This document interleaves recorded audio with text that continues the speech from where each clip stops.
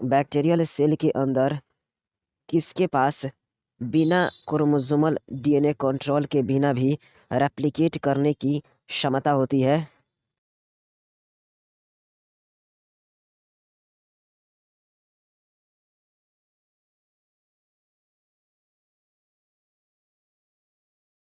जी हाँ, प्लाज्मिड तथा बैक्टीरियोफेग के पास बैक्टीरियल सेल के अंदर क्रोमोसोमल डीएनए के कंट्रोल के बिना भी स्वतंत्रतापूर्वक रेप्लिकेट करने की क्षमता होती है।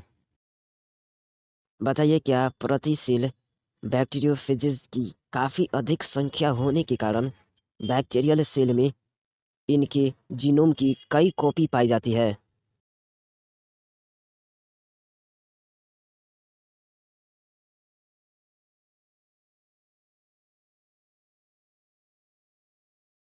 जी हाँ, प्रतिशील बैक्टीरियोफेजेस की काफ़ी अधिक संख्या होने के कारण बैक्टीरिया सेल में इनके जीनोम की कई कॉपी पाई जाती है।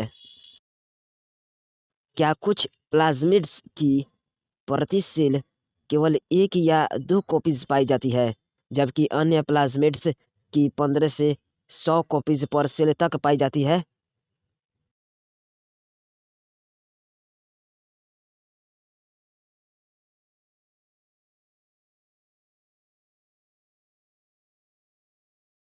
जी हाँ, कुछ प्लाज्मिड्स की प्रति सेल केवल एक या दो कॉपीज पाई जाती है, जबकि अन्य प्लाज्मिड्स की 15 से 100 कॉपीज पर सेल तक पाई जाती है। प्लाज्मिड की संख्या इससे ज़्यादा भी हो सकती है। जी हाँ, प्लाज्मिड की संख्या इससे ज़्यादा भी हो सकती है। बताइए, हम एलियन डीएनए संख्या को प्लाज्मिड या बैक्टीरियोफेग की संख्या के बराबर कैसे मल्टीप्लाई कर सकते हैं?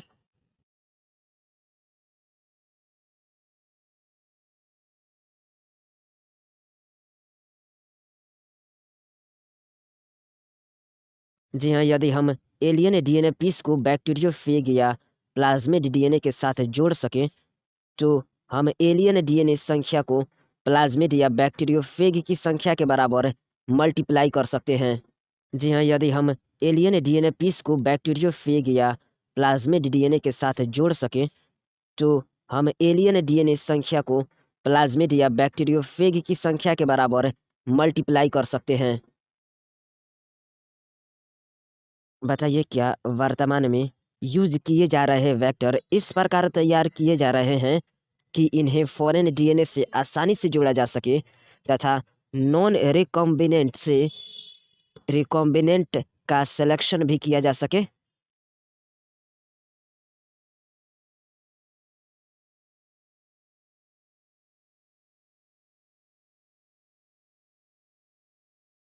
जी हाँ, वर्तमान में यूज किए जा रहे वेक्टर इस प्रकार तैयार किए जा रहे हैं कि इन्हें फॉरेन डीएनए से आसानी से जोड़ा जा सके तथा नॉन रिकॉम्बिनेंट से रिकॉम्बिनेंट का सिलेक्शन भी किया जा सके।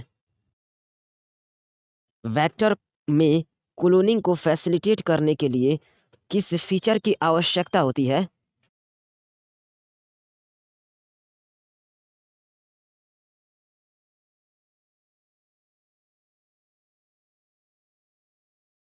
जी हाँ, वेक्टर में क्लोनिंग को फैसिलिटेट करने के लिए 4 फीचर की आवश्यकता होती है। फर्स्ट, ओरिजिन ऑफ रेप्लिकेशन यानी कि ori. Second, selectable marker. Third, cloning sites. और fourth, vectors for cloning genes in plants and animals. फिर से बताइए, वेक्टर में क्लोनिंग को फैसिलिटेट करने के लिए किस फीचर की आवश्यकता होती है?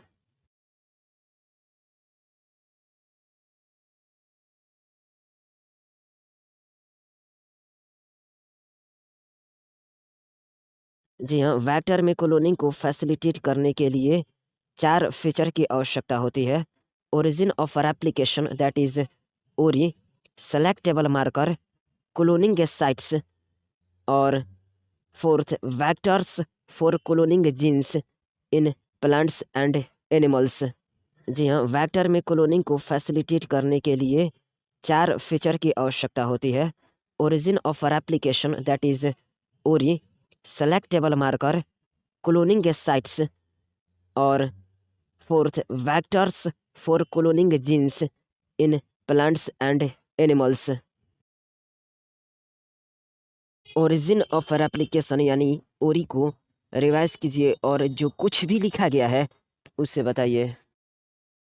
बताइए ओरिजिन ऑफ रेप्लिकेशन या ओरी क्या होती है?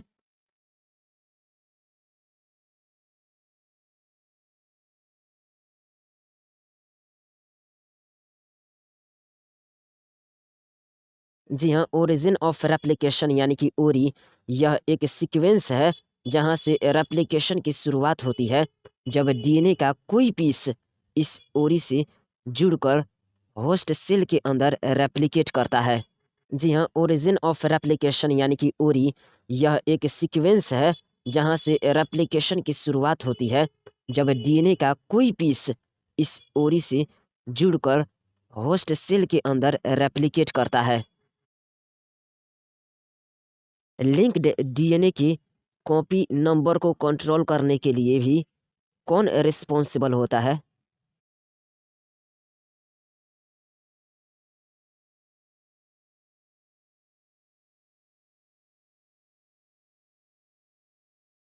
जी हाँ, लिंक्ड डीएनए की कॉपी नंबर को कंट्रोल करने के लिए भी उरी रिस्पॉन्सिबल होता है।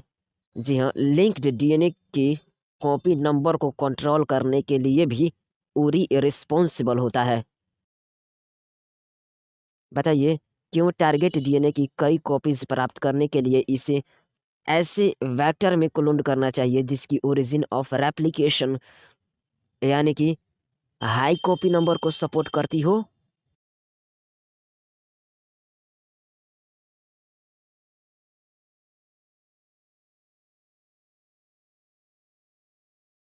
जी हाँ, ओरिजिन ऑफ रेप्लिकेशन यानी कि ओरी यह एक सीक्वेंस है जहाँ से रेप्लिकेशन की शुरुआत होती है जब डीएनए का कोई पीस इस ओरी से जुड़कर होस्ट सेल के अंदर रेप्लिकेट करता है।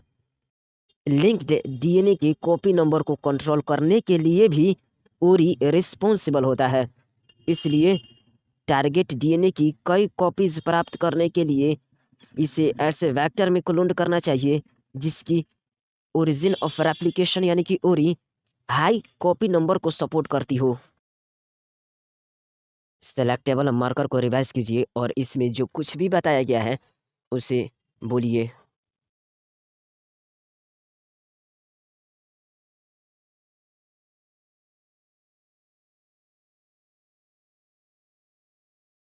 ओरी के साथ वेक्टर को सेलेक्टेबल मार्कर की भी आवश्यकता क्यों होती है?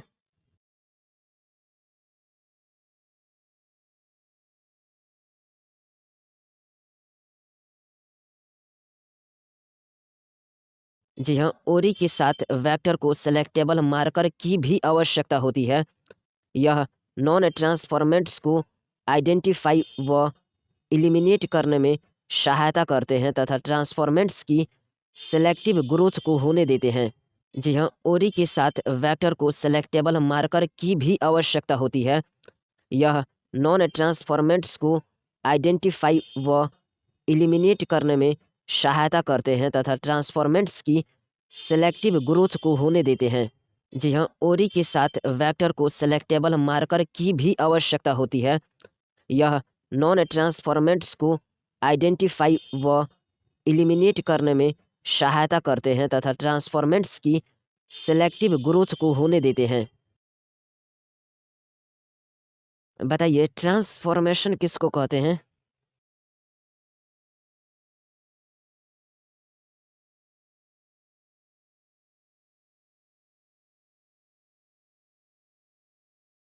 जी हाँ, डीएनए के एक पीस को होस्ट बैक्टीरिया में इंट्रोड्यूस करने के प्रोसीडर को ट्रांसफॉर्मेशन कहते हैं। जी हाँ, डीएनए के एक पीस को होस्ट बैक्टीरिया में इंट्रोड्यूस करने के प्रोसीडर को ट्रांसफॉर्मेशन कहते हैं। जी हाँ, डीएनए के एक पीस को होस्ट बैक्टीरिया में इंट्रोड्यूस करने के प्रोसीडर को ट्रांसफॉर्मेशन कहते हैं। एस्चेरिया कोलाई के लिए उपयोगी सेलेक्टेबल मार्कर माने जाने वाले 4 जीन का नाम बताइए। एज पर एनसीईआरटी लाइन, अपने मन से नहीं।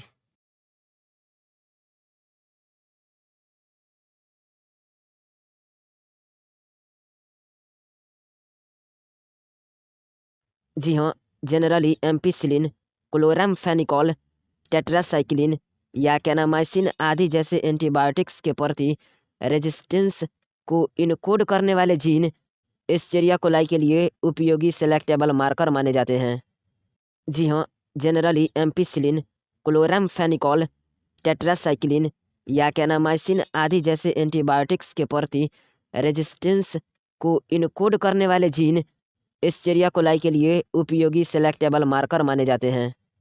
जी हाँ, जनरली एम्पिसिलिन, क्लोरामफेनिकोल, टेट्रासाइक्लिन या कैनामाइसिन आदि जैसे एंटीबायोटिक्स के प्रति रेजिस्टेंस को इनकोड करने वाले जीन एस्चेरिया कोलाई के लिए उपयोगी सेलेक्टेबल मार्कर माने जाते हैं। क्या नॉर्मल एस्चेरिया कोलाई सेल्स में इनमें से किसी एंटीबायोटिक्स के अगेंस्ट रेजिस्टेंस नहीं होता है?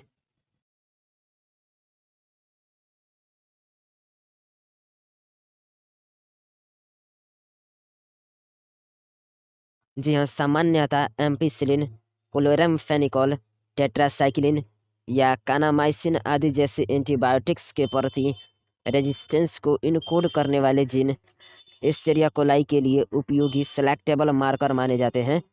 नॉर्मल एस्चेरिया कोलाई सेल्स में इनमें से किसी एंटीबायोटिक्स के अगेंस्ट रेजिस्टेंस नहीं होता है। जी हाँ, सामान्यतः एम्पिसिलिन, क्लोरामफेनिकोल, टेट्रासाइक्लिन या कानामाइसिन आदि जैसे एंटीबायोटिक्स के प्रति रेजिस्टेंस को इनकोड करने वाले जीन एस्चेरिया कोलाई के लिए उपयोगी सेलेक्टेबल मार्कर माने जाते हैं। नॉर्मल एस्चेरिया कोलाई सेल्स में इनमें से किसी एंटीबायोटिक्स के अगेंस्ट रेजिस्टेंस नहीं होता है। क्लोनिंग साइट्स को रिवाइज करके बताइए, इसमें क्या क्या बताया गया है?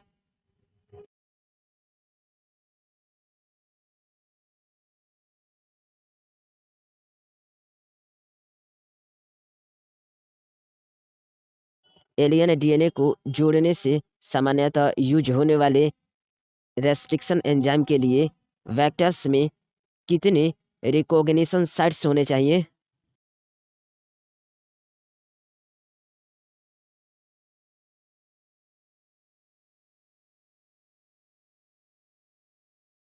जी हाँ, एलियन डीएनए को जोड़ने से सामान्यतः यूज होने वाले रेस्ट्रिक्शन एंजाइम के लिए वेक्टर में कुछ या केवल एक ही रेस्ट्रिक्शन साइट होनी चाहिए। जी हाँ, एलियन डीएनए को जोड़ने से सामान्यतः यूज होने वाले रेस्ट्रिक्शन एंजाइम के लिए वेक्टर में कुछ या केवल एक ही रेस्ट्रिक्शन साइट होनी चाहिए। जी हाँ, एलियन डीएनए को जोड़ने से सामान्यतः यूज होने वाले रेस्ट्रिक्शन एंजाइम के लिए वेक्टर में कुछ या केवल एक ही रेस्ट्रिक्शन साइट होनी चाहिए। वेक्टर के अंदर एक से ज़्यादा रिकॉग्निशन साइट्स होने पर क्या होता है?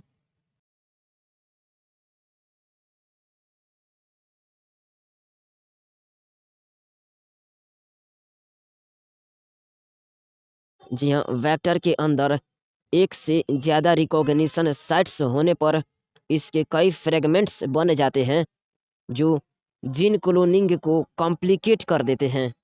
जी हाँ, वेक्टर के अंदर एक से ज़्यादा रिकॉग्निशन साइट्स होने पर इसके कई फ्रेगमेंट्स बन जाते हैं जो जीन क्लोनिंग को कॉम्प्लिकेट कर देते हैं।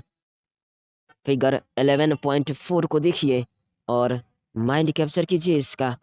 साथ ही इसको अपने नोटबुक में 30 से 40 बार बनाइए या तब तक बनाइए जब तक कि आपको पूरा तरीका से याद ना हो जाए। एलियन डीएनए का लाइगेशन किस पर होता है जो दोनों एंटीबायोटिक रेजिस्टेंट जीन्स में से किसी एक में प्रेजेंट होता है?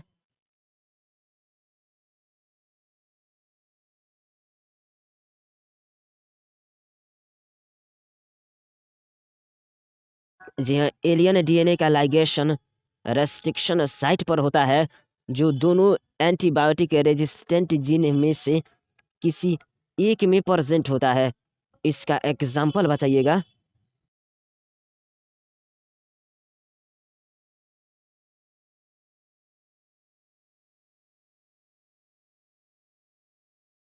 जी हाँ, एलियन डीएनए का लाइगेशन रेस्ट्रिक्शन साइट पर होता है, जो दोनों एंटीबायोटिक रेजिस्टेंट जीन में से किसी एक में प्रेजेंट होता है।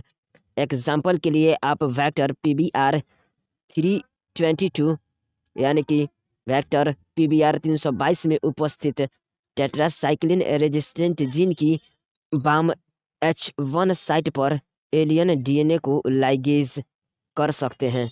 जी हाँ, ध्यान से सुनिए, एलियन डीएनए का लाइगेशन रेस्ट्रिक्शन साइट पर होता है, जो दोनों एंटीबायोटिक रेजिस्टेंट जीन्स में से किसी एक में प्रेजेंट होता है। एग्जाम्पल के लिए आप वेक्टर PBR 322 में उपस्थित टेट्रासाइक्लिन रेजिस्टेंट जीन की वाम H1 साइट पर एलियन डीएनए को लाइगेज कर सकते हैं। बताइए, आप वेक्टर PBR 322 में उपस्थित टेट्रासाइक्लिन रेजिस्टेंट जीन की किस साइट पर एलियन डीएनए को लाइगेज कर सकते हैं?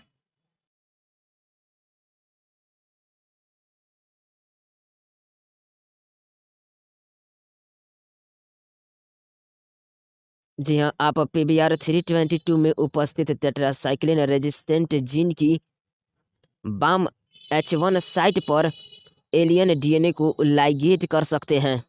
जी हाँ, आप PBR 322 में उपस्थित टेट्रासाइक्लिन रेजिस्टेंट जीन की वाम H1 साइट पर एलियन डीएनए को लाइगेट कर सकते हैं। बताइए, किसके इंसर्शन के कारण रिकॉम्बिनेंट प्लाज्मिड का टेट्रासाइक्लिन रेजिस्टेंस समाप्त हो जाता है, लेकिन फिर भी एम्पिसिलिन कॉन्टेनिंग मीडियम पर ट्रांसफॉर्मेंट्स की प्लेटिंग द्वारा नॉन रिकॉम्बिनेंट्स में से रिकॉम्बिनेंट्स को सेलेक्ट आउट किया जा सकता है?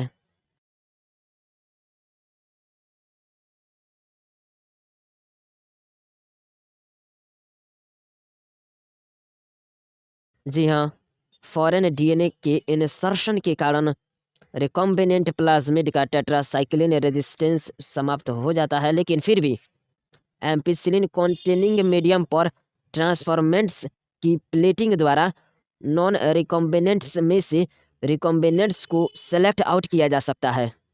जी हाँ, फॉरेन डीएनए के इंसर्शन के कारण रिकॉम्बिनेंट प्लाज्मिड का टेट्रासाइक्लिन रेजिस्टेंस समाप्त हो जाता है, लेकिन फिर भी एम्पिसिलिन कॉन्टेनिंग मीडियम पर ट्रांसफॉर्मेंट्स की प्लेटिंग द्वारा नॉन रिकॉम्बिनेंट्स में से रिकॉम्बिनेंट्स को सेलेक्ट आउट किया जा सकता है।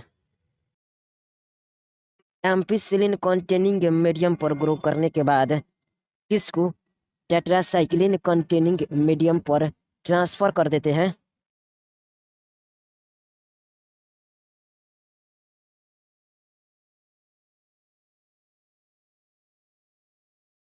जी हाँ, एम्पिसिलिन कॉन्टेनिंग मीडियम पर ग्रो करने के बाद ट्रांसफॉर्मेंट को टेट्रासाइक्लिन कॉन्टेनिंग मीडियम पर ट्रांसफर कर देते हैं।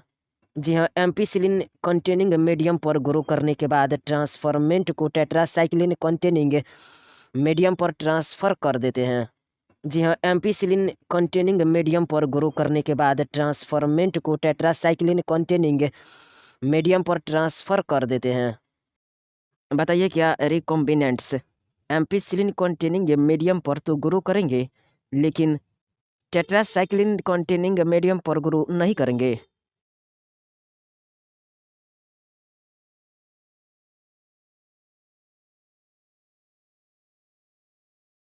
जी हाँ, रिकॉम्बिनेंट्स एम्पिसिलिन कॉन्टेनिंग मीडियम पर तो ग्रो करेंगे, लेकिन टेट्रासाइक्लिन कॉन्टेनिंग मीडियम पर ग्रो नहीं करेंगे। जी हाँ, रिकॉम्बिनेंट्स एम्पिसिलिन कॉन्टेनिंग मीडियम पर तो ग्रो करेंगे, लेकिन टेट्रासाइक्लिन कॉन्टेनिंग मीडियम पर ग्रो नहीं करेंगे। जी हाँ, टेट्रासाइक्लिन कॉन्टेनिंग मीडियम पर ग्रो नहीं करेंगे। लेकिन बताइए, क्या नॉन रिकॉम्बिनेंट दोनों एंटीबायोटिक्स मीडियम पर ग्रो करेंगे?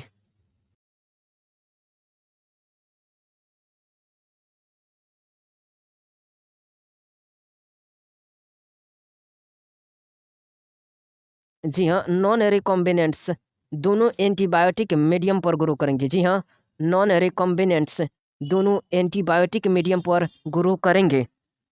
क्या इस केस में एक एंटीबायोटिक रेजिस्टेंस जीन ट्रांसफॉर्मेंट को सेलेक्ट करने में सहायता करता है, जबकि दूसरा antibiotic resistance gene alien DNA की इंसर्शन के कारण इनएक्टिवेट हो जाता है तथा रिकॉम्बिनेंट्स के सिलेक्शन में सहायता करता है।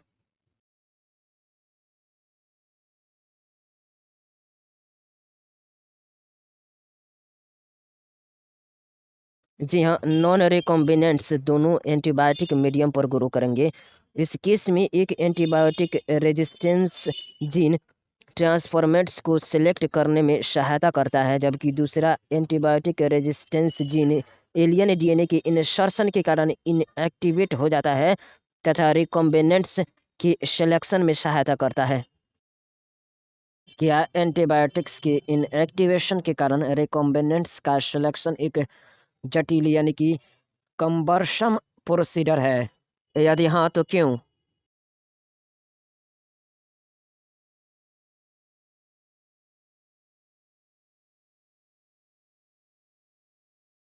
जी हाँ, एंटीबायोटिक्स के इनएक्टिवेशन के कारण रिकॉम्बिनेंट्स का सिलेक्शन एक जटिल यानी कि कम्बरसम प्रोसीजर है, क्योंकि इसमें अलग अलग एंटीबायोटिक्स रखने वाले दो प्लेट्स पर साथ साथ प्लेटिंग की ज़रूरत होती है।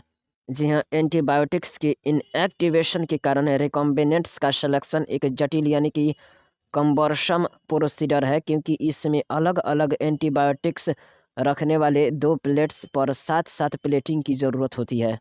बताइए, क्या इसी कारण अल्टरनेटिव सेलेक्टेबल मार्कर्स बनाए जाते हैं जो रिकॉम्बिनेंट्स को नॉन रिकॉम्बिनेंट्स से अलग करते हैं?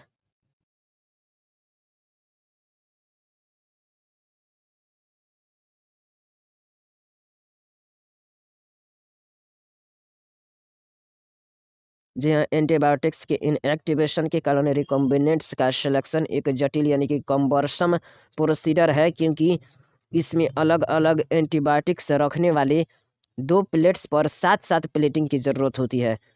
इस कारण अल्टरनेटिव सेलेक्टेबल मार्कर्स बनाए जाते हैं जो रिकॉम्बिनेंट्स को नॉन रिकॉम्बिनेंट से अलग करते हैं, क्योंकि इनमें क्रोमोजेनिक सब्सटेंस की उपस्थिति में कलर प्रोड्यूस करने की क्षमता होती है। बताइए, क्या इसमें एक रिकॉम्बिनेंट डीएनए को बीटा गैलेक्टोसाइडेज एंजाइम को कोड करने वाले सीक्वेंस के भीतर इंसर्ट कर देते हैं, जिसकी वजह से एंजाइम का इनएक्टिवेशन हो जाता है? यदि हाँ तो इसे किस नाम से जाना जाता है?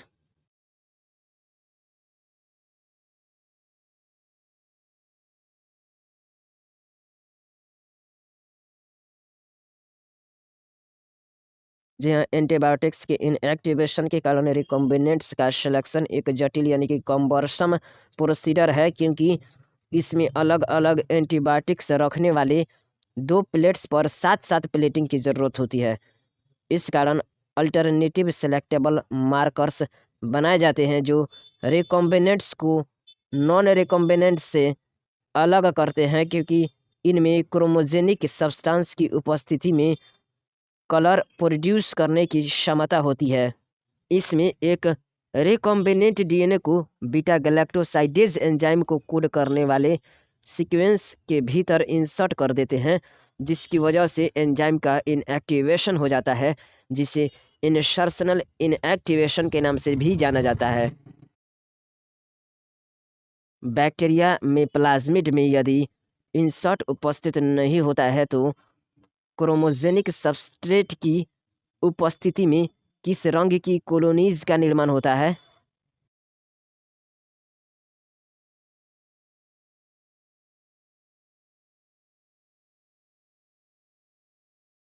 जी हाँ, बैक्टीरिया में प्लाज्मिड में यदि इंसर्ट उपस्थित नहीं होता है तो क्रोमोजेनिक सबस्ट्रेट की उपस्थिति में नीले रंग की कॉलोनीज का निर्माण होता है। जी हाँ, बैक्टीरिया में प्लाज्मिड में यदि इंसर्ट उपस्थित नहीं होता है तो क्रोमोजेनिक सबस्ट्रेट की उपस्थिति में नीले रंग की कॉलोनीज का निर्माण होता है। बताइए, क्या इंसर्ट की प्रेजेंस में अल्फा गैलेक्टोसाइडेज का इंसर्शनल इनएक्टिवेशन हो जाता है। और क्या ऐसी कॉलोनीज किसी प्रकार का रंग प्रोड्यूस नहीं करती? यदि हाँ, तो ये रिकॉम्बिनेंट कॉलोनीज के रूप में क्या पहचानी जाती है?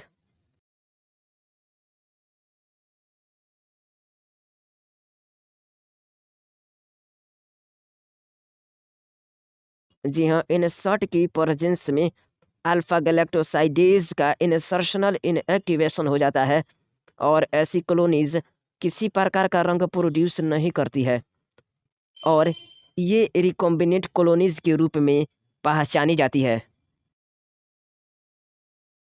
फिगर 11.4 को अपने नोटबुक में कम से कम तब तक बनाइए जब तक कि आपको यह पूरा तरीका से याद ना हो जाए। फिगर 11.4 में Escherichia coli cloning vector pBR 322 showing restriction sites में 7 रेस्ट्रिक्शन साइट्स का नाम बताइए।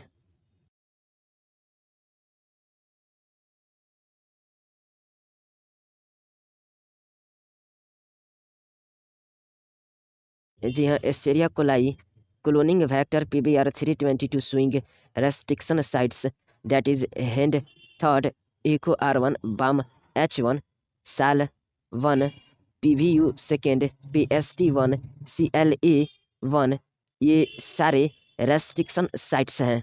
जी हाँ, Escherichia coli cloning vector PBR322 showing restriction sites that is Hind third Eco R1 Bam H1 Sal 1 PVU second PST1 CLA1 ये सारे restriction sites हैं। जी हाँ, Escherichia coli cloning vector PBR322 showing restriction sites that is Hind third Eco R1 Bam H1 Sal 1 PVU second PST1 CLA1 ये सारे restriction sites हैं। एस्चेरिया coli में cloning vector PBR322 showing restriction sites में आप आप 2 एंटीबायोटिक रेजिस्टेंस जीन का नाम बताइए।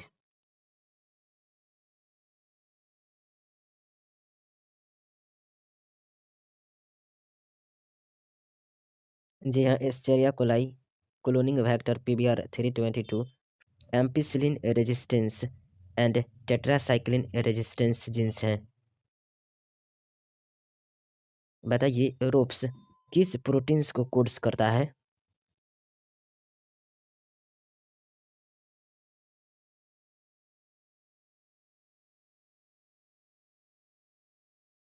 जी हाँ, रोप कोड्स करता है फॉर द प्रोटीन्स जो कि इन्वॉल्व होते हैं in the replication of the plasmid.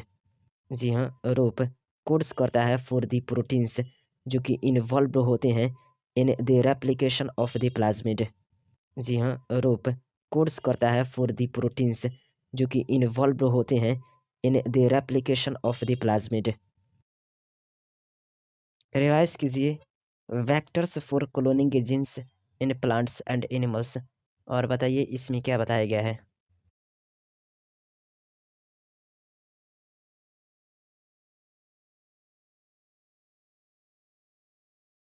हो सकता है कि आपको जानकर यह आश्चर्य होगा कि जीन्स को प्लांट्स और एनिमल्स में ट्रांसफ़र करना हमने बैक्टीरिया और वायरसेस से सीखा है, जिन्हें यह बात बहुत पहले से पता थी। बैक्टीरिया तथा वायरस जानते थे कि यूकैरियोटिक सेल्स को ट्रांसफ़र करने के लिए जीन्स को कैसे डिलीवर किया जाए कि वे अपनी चाहत के अनुसार जीन्स को काम करने के लिए विवश कर सकें। बताइए एग्रोबैक्टीरियम ट्यूमिनिफेसियंस किस प्लांट का एक पैथोजन है और किसको डिलीवर कर नॉर्मल प्लांट सेल्स को ट्यूमर सेल्स में ट्रांसफॉर्म करता है?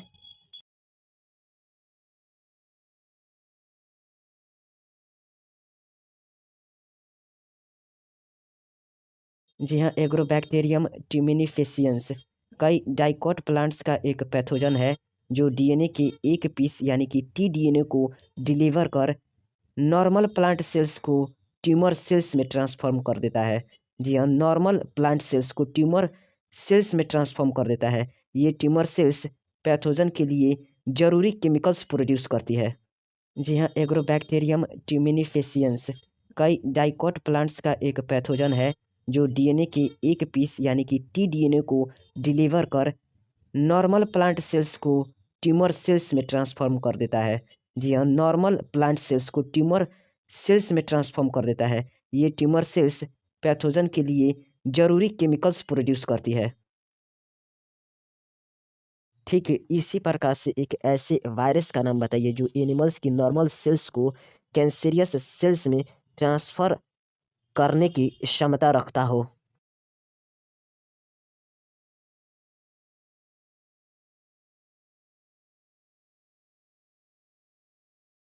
जी हाँ, रेट्रोवायरसेस में एनिमल्स की नॉर्मल सेल्स को कैंसरियस सेल्स में ट्रांसफॉर्म करने की क्षमता होती है।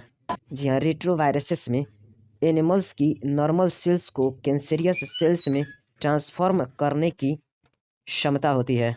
जी हाँ, रेट्रोवायरसेस में एनिमल्स की नॉर्मल सेल्स को कैंसरियस सेल्स में ट्रांसफॉर्म करने की क्षमता होती है।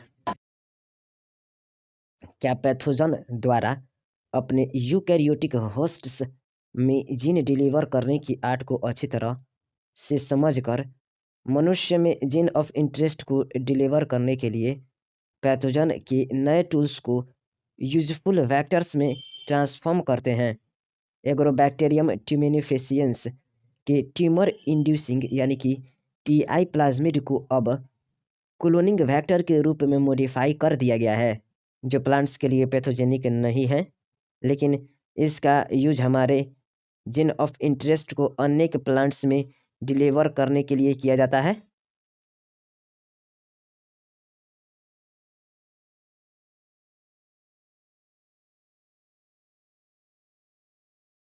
जी हाँ, पैथोजन द्वारा अपने यूकैरियोटिक होस्ट्स में जीन डिलीवर करने की आर्ट को अच्छी तरह से समझकर मनुष्य में जीन ऑफ इंटरेस्ट को डिलीवर करने के लिए पैथोजन की नए टूल्स को यूजफुल वेक्टर में ट्रांसफॉर्म करते हैं।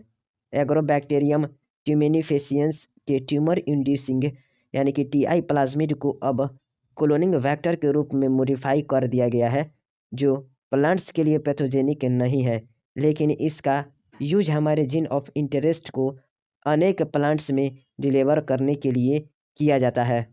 जी हाँ, पैथोजन द्वारा अपने यूकैरियोटिक होस्ट्स में जीन डिलीवर करने की आर्ट को अच्छी तरह से समझकर मनुष्य में जीन ऑफ इंटरेस्ट को डिलीवर करने के लिए पैथोजन के नए टूल्स को यूजफुल वेक्टर में ट्रांसफॉर्म करते हैं। एग्रोबैक्टीरियम ट्यूमेनिफेसियंस के ट्यूमर इंड्यूसिंग यानी कि टीआई प्लाज्मिड को अब क्लोनिंग वेक्टर के रूप में मॉडिफाई कर दिया गया है, जो प्लांट्स के लिए पैथोजेनिक नहीं है, लेकिन इसका यूज हमारे जीन ऑफ इंटरेस्ट को अनेक प्लांट्स में डिलीवर करने के लिए किया जाता है। क्या इसी तरह अब रेट्रोवायरस को भी डिसआर्म्ड यानी कि अहानिकारक करके इनका प्रयोग एनिमल सेल्स में डिजायरेबल जीन्स को डिलीवर करने में किया जाता है? और क्या इस तरह से जब एक जीन या डीएनए के पीस को सूटेबल वेक्टर से जोड़कर बैक्टीरिया, प्लांट्स तथा एनिमल होस्ट में ट्रांसफ़र किया जाता है जहां यह मल्टीप्लाई होता रहता है?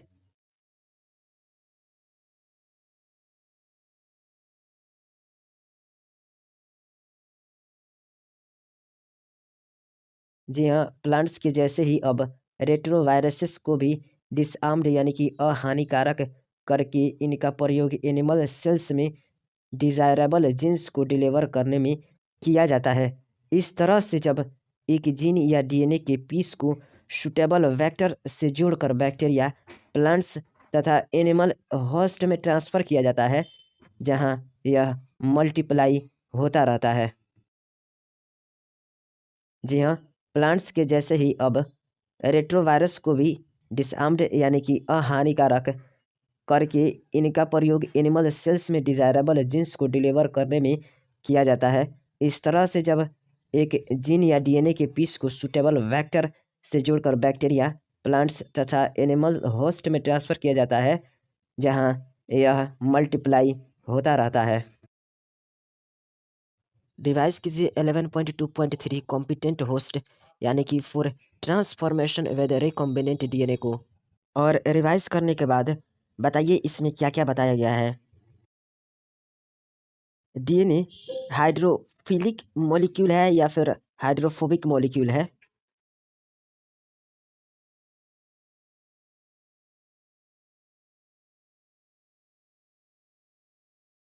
जी हाँ, डीएनए एक हाइड्रोफिलिक मॉलिक्यूल है। बताइए क्यों डीएनए सेल मेम्ब्रेन के द्वारा पास नहीं हो सकता?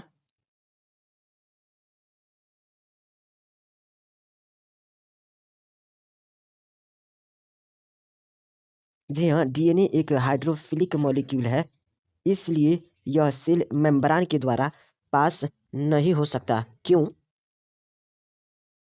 बैक्टीरियल को प्लाज्मिड लेने के लिए फोर्स करने से पहले क्या आवश्यक है?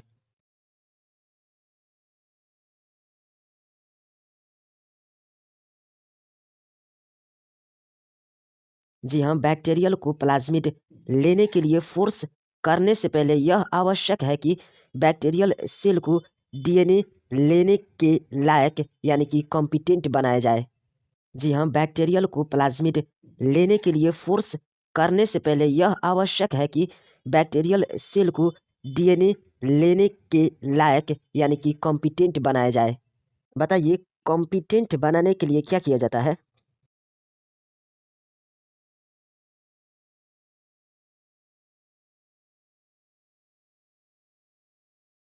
जी हाँ, बैक्टीरियल को प्लाज्मिड लेने के लिए फोर्स करने से पहले यह आवश्यक है कि बैक्टीरियल सेल को डीएनए लेने के लायक यानी कि कॉम्पिटेंट बनाया जाए।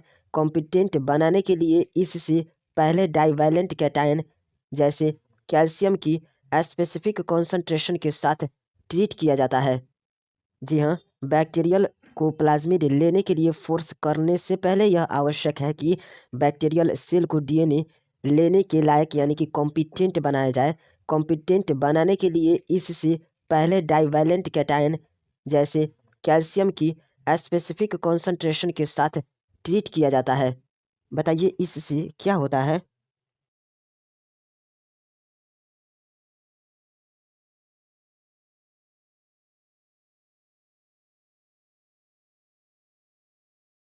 जी हाँ, बैक्टीरियल को प्लाज्मिड लेने के लिए फोर्स करने से पहले यह आवश्यक है कि बैक्टीरियल सेल को डीएनए लेने के लायक यानी कि कॉम्पिटेंट बनाया जाए। कॉम्पिटेंट बनाने के लिए इससे पहले डाइवैलेंट कैटायन जैसे कैल्शियम की स्पेसिफिक कॉन्सेंट्रेशन के साथ ट्रीट किया जाता है।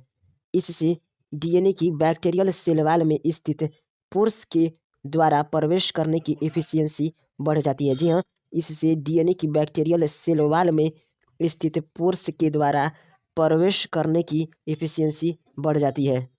ऐसी सेल्स को रिकॉम्बिनेंट डीएनए के साथ पहले कहाँ पर रखा जाता है?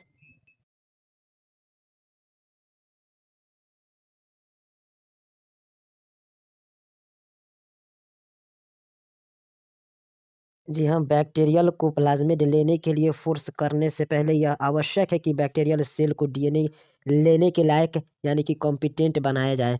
कॉम्पिटेंट बनाने के लिए इससे पहले डाइवैलेंट कैटायन जैसे कैल्शियम की स्पेसिफिक कॉन्सेंट्रेशन के साथ ट्रीट किया जाता है। इससे डीएनए की बैक्टीरियल सेल वॉल में स्थित पोर्स के द्वारा प्रवेश करने की एफिशिएंसी बढ़ जाती है। ऐसी सेल्स को रिकॉम्बिनेंट डीएनए के साथ पहले आइस पर रखकर इनक्यूबेट किया जाता है तथा रिकॉम्बिनेंट डीएनए को इन सेल्स में फोर्सिबली प्रवेश कराया जाता है। इसके पश्चात कुछ समय के लिए 42 डिग्री सेल्सियस यानी कि हीट शॉक पर रखने के बाद पुनः इसे वापस आइस पर रखा जाता है। ऐसा करने से रिकॉम्बिनेंट डीएनए बैक्टीरिया में प्रवेश कर जाता है। जी हाँ, बैक्टीरियल को प्लाज्मिड लेने के लिए फोर्स करने से पहले यह आवश्यक है कि बैक्टीरियल सेल को डीएनए लेने के लायक यानी कि कॉम्पिटेंट बनाया जाए। कॉम्पिटेंट बनाने के लिए इससे पहले डाइवैलेंट कैटायन जैसे कैल्शियम की स्पेसिफिक कॉन्सेंट्रेशन के साथ ट्रीट किया जाता है। इससे डीएनए की बैक्टीरियल सेल वॉल में स्थित पोर्स के द्वारा प्रवेश करने की एफिशिएंसी बढ़ जाती है। ऐसी सेल्स को रिकॉम्बिनेंट डीएनए के साथ पहले आइस पर रखकर इनक्यूबेट किया जाता है तथा रिकॉम्बिनेंट डीएनए को इन सेल्स में फोर्सिबली प्रवेश कराया जाता है। इसके पश्चात कुछ समय के लिए 42 डिग्री सेल्सियस यानी कि हीट शॉक पर रखने के बाद पुनः इसे वापस आइस पर रखा जाता है। ऐसा करने से रिकॉम्बिनेंट डीएनए बैक्टीरिया में प्रवेश कर जाता है। जी हाँ, बैक्टीरियल को प्लाज्मिड लेने के लिए फोर्स करने से पहले यह आवश्यक है कि बैक्टीरियल सेल को डीएनए लेने के लायक यानी कि कॉम्पिटेंट बनाया जाए। कॉम्पिटेंट बनाने के लिए इससे पहले डाइवेलेंट केटायन जैसे कैल्शियम की स्पेसिफिक कंसंट्रेशन के साथ ट्रीट किया जाता है। इससे डीएनए की बैक्टीरियल सेल वॉल में स्थित पोर्स के द्वारा प्रवेश करने की इफिशियंसी बढ़ जाती है। ऐसी सेल्स को रिकॉम्बिनेंट डीएनए के साथ पहले आइस पर रखकर इनक्यूबेट किया जाता है तथा रिकॉम्बिनेंट डीएनए को इन सेल्स में फोर्सिबली प्रवेश कराया जाता है। इसके पश्चात कुछ समय के लिए 42 डिग्री सेल्सियस यानी कि हीट शॉक पर रखने के बाद पुनः इसे वापस आइस पर रखा जाता है। ऐसा करने से रिकॉम्बिनेंट डीएनए बैक्टीरिया में प्रवेश कर जाता है। बताइए, क्या होस्ट सेल में एलियन डीएनए को इंट्रोड्यूस करने का केवल यही तरीका है?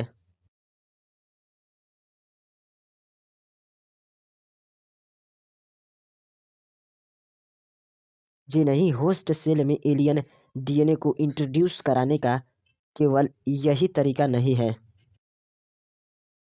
बताइए, किस मेथड से रिकॉम्बिनेंट डीएनए को एनिमल सेल के न्यूक्लियस के अंदर डायरेक्टली इंजेक्ट कर दिया जाता है?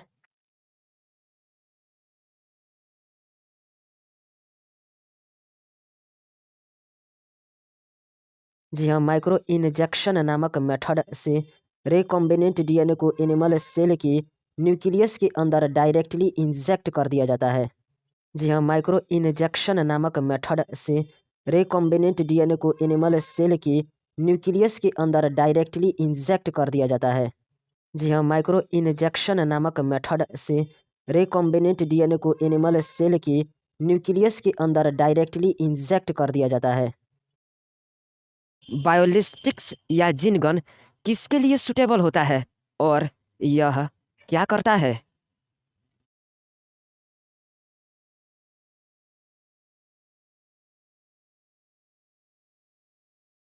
जी हाँ, बायोलिस्टिक्स या जीन गन यह प्लांट के लिए सुटेबल होता है।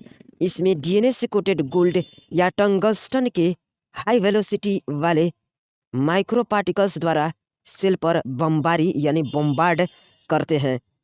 जी हाँ, बायोलिस्टिक्स या जीन गन यह प्लांट के लिए सुटेबल होता है। इसमें डीएनए से कोटेड गोल्ड या टंगस्टन के हाई वेलोसिटी वाले माइक्रो पार्टिकल्स द्वारा सेल पर बमबारी यानी बम्बार्ड करते हैं। जी हाँ, बायोलिस्टिक्स या जीन गन यह प्लांट के लिए सुटेबल होता है।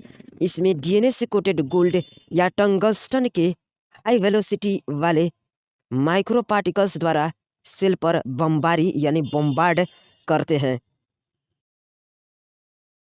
लास्ट मेथड जिसमें डिसआर्म्ड पैथोजन वेक्टर का यूज किया जाता है। ये वेक्टर इन्हें जब होस्ट सेल को इन्फेक्ट करते हैं तब ये रिकॉम्बिनेंट डीएनए को होस्ट सेल में ट्रांसफ़र कर देते हैं। अब उन प्रोसेसेस को डिस्कस करेंगे जो रिकॉम्बिनेंट डीएनए टेक्नोलॉजी को आगे बढ़ाते हैं। जी हाँ, लास्ट मेथड जिसमें डिसआर्म्ड पैथोजन वेक्टर का यूज किया जाता है।